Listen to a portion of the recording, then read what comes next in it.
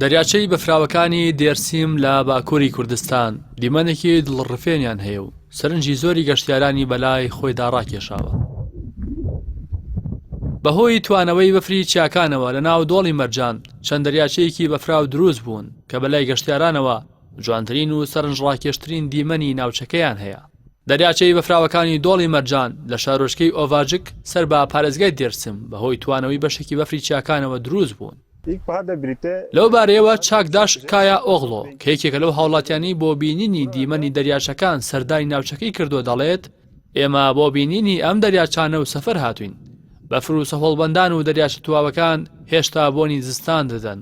بەڕاستی ئێمە لابینینی سروشت و ئەم دەریاچانە چێژمان بینی.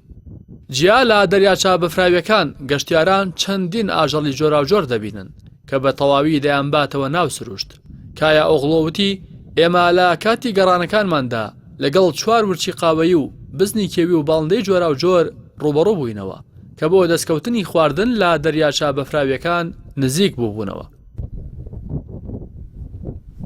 شارۆچکەی ئۆڤاجک کە 1500 متر لەسەر ئاستی ڕووباری دەریاوە بەرزە و لە نێوان چیاکانی مونزور و مەرجان هەڵکەوتووە خاوەنی دیمەنێکی سروشتی سەرنجڕاکێش و میراتێکی کولتوری دەوڵەمەندە.